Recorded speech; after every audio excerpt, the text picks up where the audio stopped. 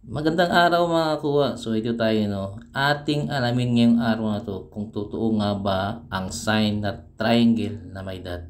So ito, alamin natin at kung ano ang kahulugan niya. Sa video sa ito mga kuwa, dito natin malalaman kung ano ang kahulugan ng sign na yan.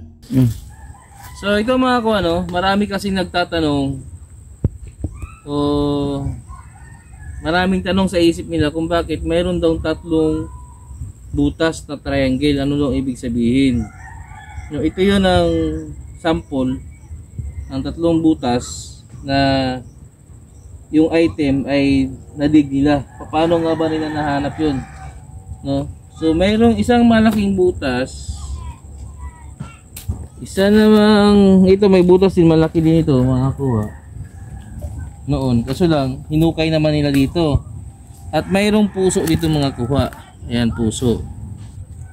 Ayan. Sa nakaraang vlog ko, na-vlog ko na ito, pero hinahanap lang natin dito kung saan yung item. So mayroon din ditong bilog mga kuha. Ito, malaking bilog ito. Ito mga kuha.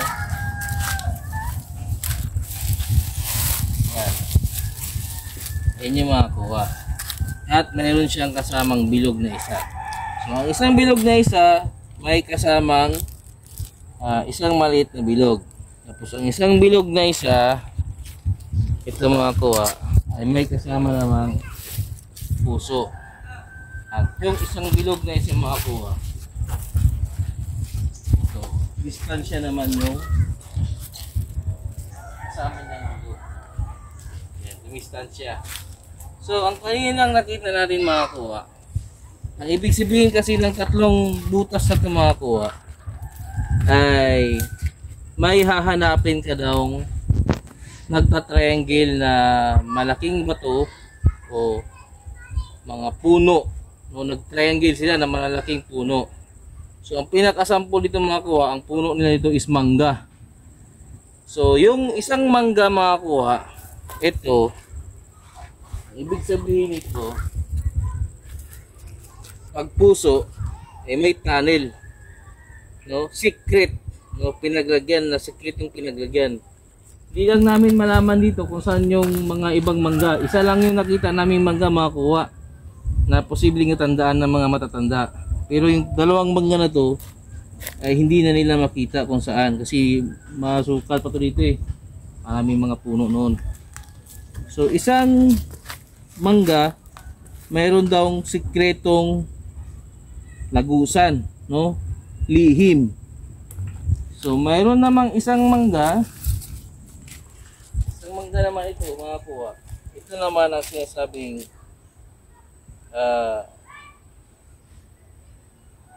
kumbaga small deposit, no? Maliit na deposito. Tapos ang isa naman ay isa ding small deposit din, pero malayo sa isang mangga. Ito mga kuha, malayo siya sa mangga. So, paano hanapin itong mga kuha?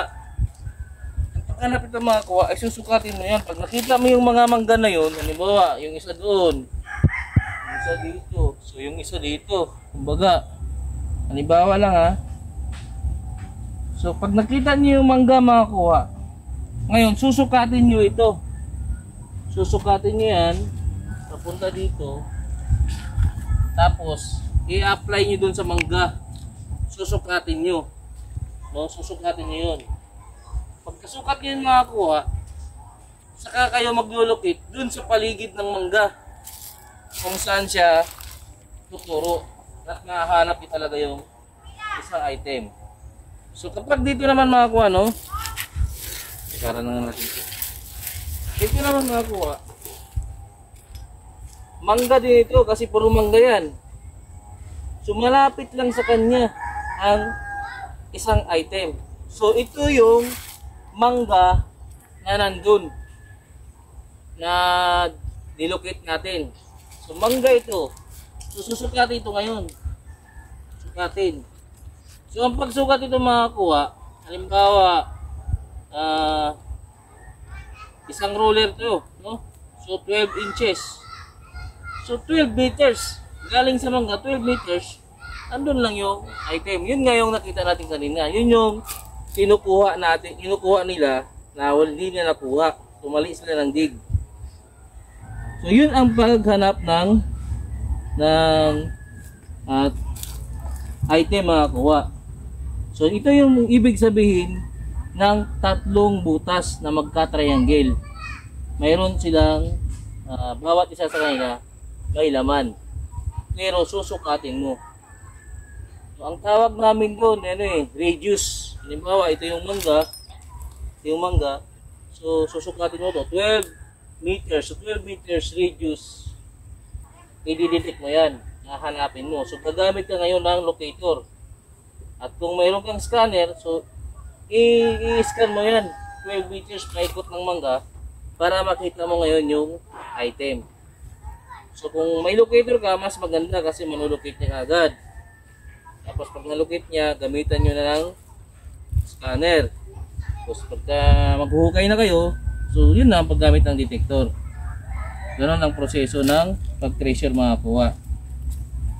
So yun mga kuha, no? At least napaliwanag na natin kung ano talaga ang tatlong butas na makita ninyo. At kung paano hanapin yung dot na item dun sa mangga. Pag ganito naman mga kuha, puso, ibig sabihin yan, sikreto, no, lihim na lagusan. Ang ibig sabihin yan kapag puso mga kuha.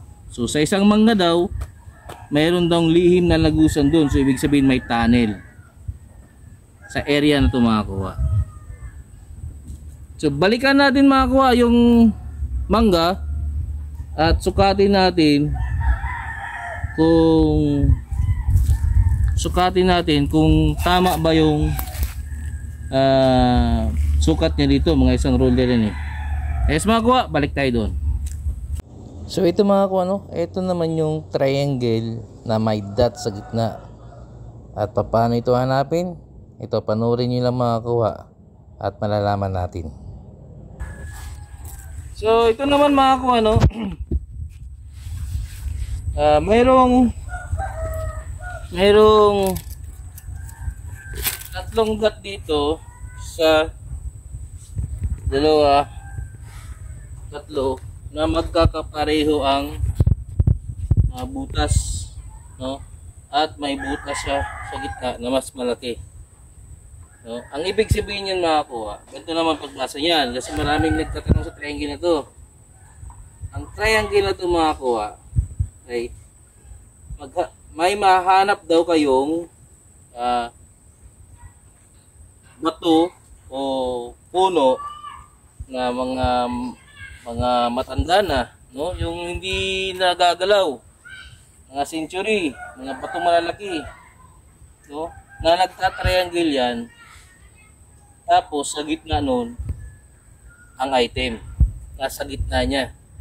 So susukatin mo pa rin yan mga kuha. Susukatin mo yan at matutumbok mo yung item. Itong item na to, so ibig sabihin wala na yan sign. Ito lang yan ang may sign yan. Isa, dalawa, tatlo. Yan lang ang may sign yan mga kuha. So ito nalumutan na kasi pero bilog pa rin ito. Yan. Yan ang ibig sabihin ng tatlong dot na may dot sa gitna. So may hahanapin kayong bato o puno na nagka-triangle. Tapos nasa gitna niya yung item. Malamang ang ibig sabihin nito yung dun. Oh, kasi may nakaturo dun. Yun ang ibig sabihin nito mga kuha. Yes. So ito mga kuha, no? According dun sa site, meron daw ditong puno na mangga na matanda masyado, di ba? So matanda masyado. Dito yung mga kuha. Ito area na to. Oh. Manggang pinakamatanda noon nandito daw. At kung susukatin mo mga kuha, andun yung kayo. Oh. Siguro mga dito mga 12 meters doon doon. Ayan. So, ibig sabihin dito yung mangga malaki at andun yung butas nila. So tama yung nandun sa sign na yun at yung nahukay dapat nila. Pero mali lang sila ng butas ng dig. So balikan na natin makuha yung ano, yung butas.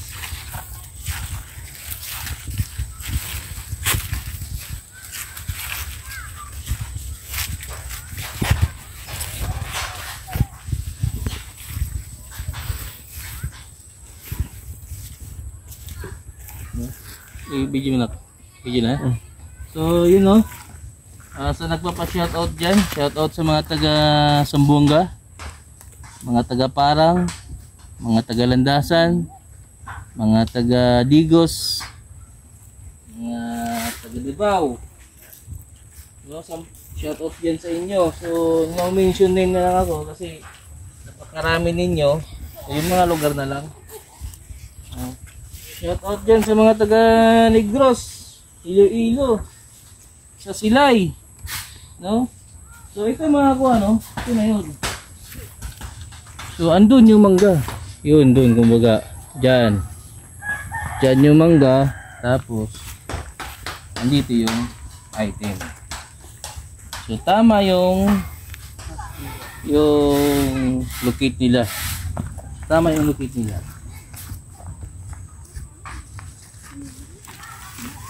So, tama yung locate nila, no? Pero mali lang sila ng dig spot.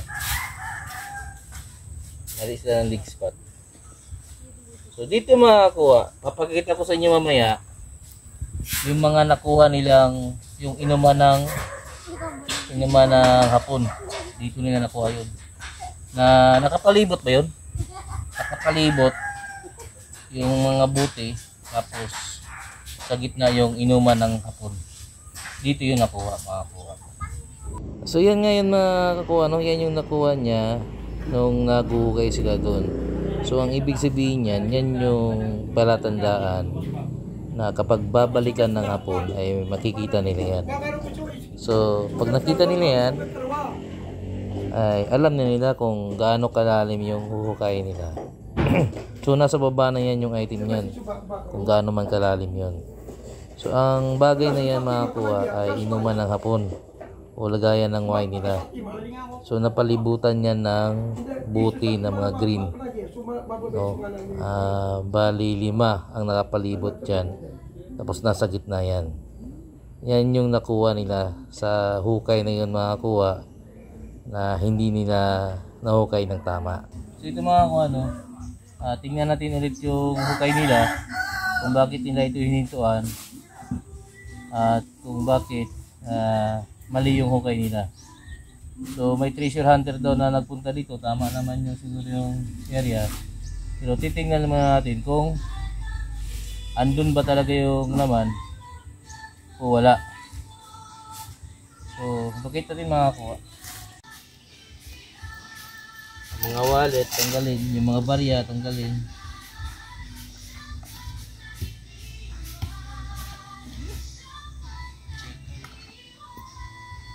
Locate natin makakuha. Ang locator kasi makakuha ay minsan sumasablay, minsan accurate siya. So kailangan uulit-ulitin yung area para makuha talaga. Kasi minsan kasi nadi-distraction ng mga kuryente, no? Mga magnetic field, nadi-distraction mo. So uulitin siya ng umaga, tanghali at hapon. So ito umaga, so na-detect na namin yan ng hapon. So umaga na naman ngayon. So tara kakuha at detect na natin.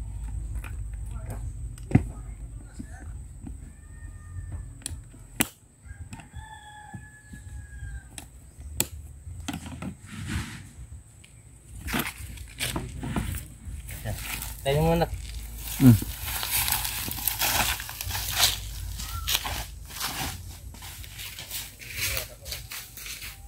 So titingnan natin makakuha kung dito ba siya tuturo o doon siya tuturo sa ang locator na ito makakuha. pinagkukuhanan na lang nila ng tubig mga kuha. Itong nagawa nilang butas. Kasi nagkakaroon ng tubig. Pero, mataas na lugar to mga kuha. Bundok ito, pabundok, di ba? Bundok. Oo, pabundok. Pero may tubig mga kuha. Ayun. I-locate natin kung dyan ba o dito mga kuha. No? So, try na natin.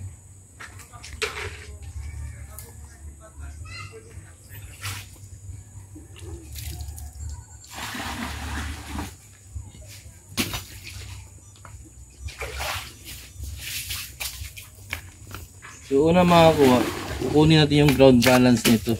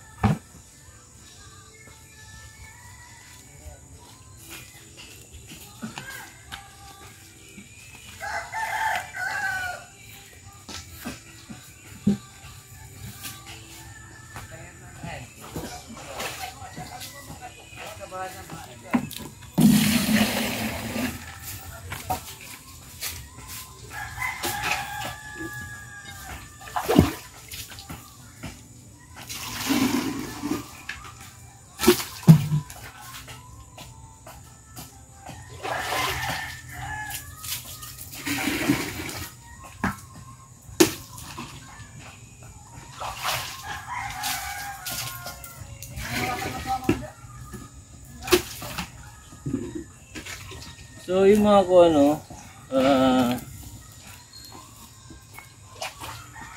mukhang dito nga o doon, pero i-fix natin yan kapag lalapitan na natin.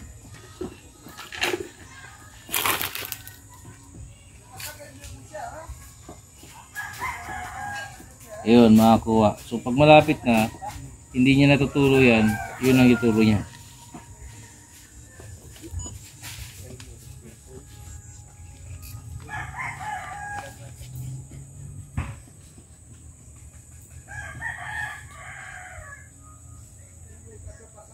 Yan. So hindi talaga ito.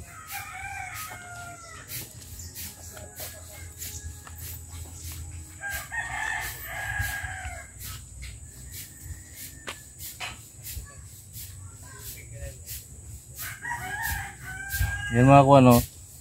So dito ang turo niya mga kuha ito. So dito ang turo niya mga kuha. So, i-scan na natin yan at dadaanan natin siya ngayon.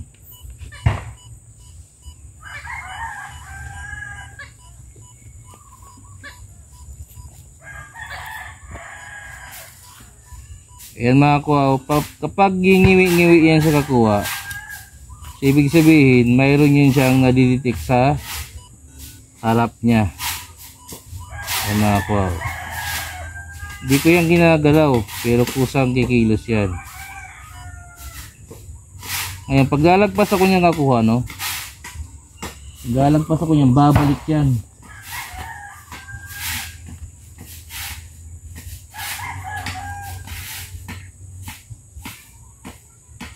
Yan mga kuwa, babalik siya. So, pag dito ka na makakuha, ngingiwi-ngiwi na naman yan. So, ibig sabihin, hindi ka na naman lumagpas dito, kundi dyan lang. Ayan o. Ayan. So, lalagpasan na naman natin ito makakuha at titingnan natin kung lalagpas ba siya.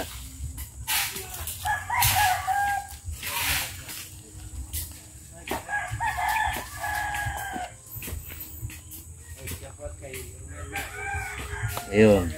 So, ibig sabihin lumagpas ka makakuha. Hindi kasi ako makadaan dito ako kasi ayun baka mahulog ako eh. Pero babain natin yan. So, babaan natin tong range niya, antena niya para matumbok niya kung nandyan ba talaga. So, babain natin makakuha.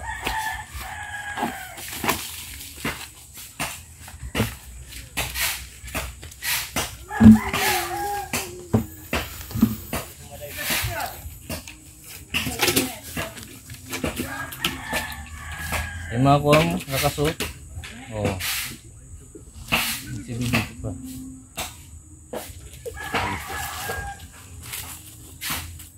So kapag nasentro niya yan mga kuha, lalakas ang ano niyan. Parang lalakas yung nakukuha niyang frequency. So, lalakas niya yun, ngiwi-ngiwi siya o iikot na siya.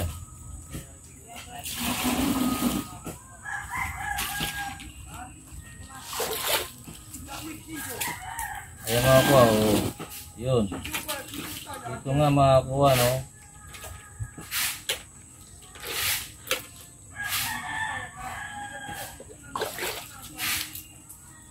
So, dito lang na sentro sa kinatatayuan ko ang pababa ng item. So, mali mga kuha na mali itong butas nila. Oh, wala dito. Wala dito makakuha. Kasi kung nandyan, dapat may ngiwi-ngiwi yan. Pero kung dito,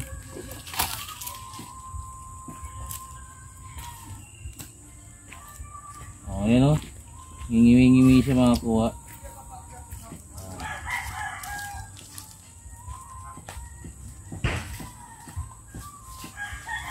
So wala dito makakuha.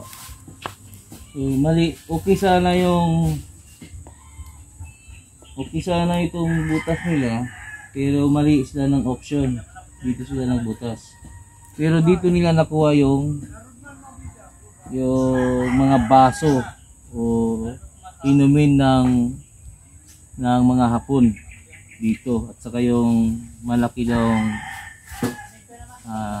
parang green na bote, no? Dito daw nila nakuha yun, pero dito sila pinagbutas. So yun mga kuha, ito yung videos natin ngayon, at dito na rin magtatapos yung ating pagbigay ng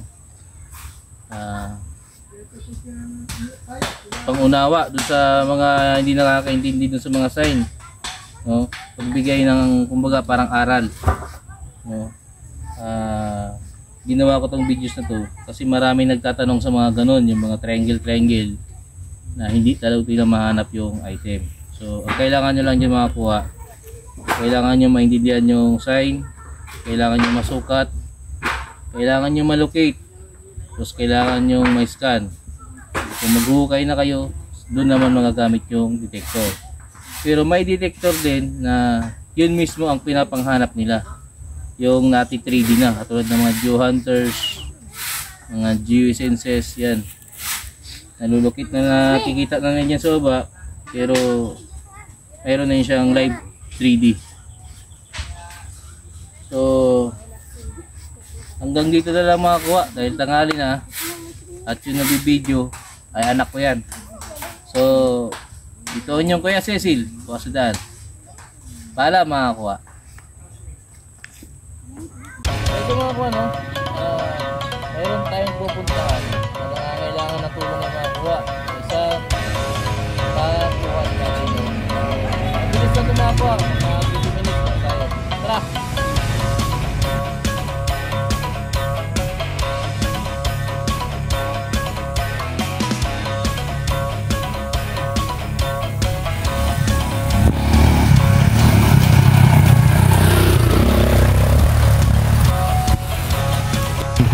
So, andito na tayo mga kuha, no, sa area. Tingnan natin kung ano yung mga sign dito at kung bakit pumunta sa pagkakay. Yes.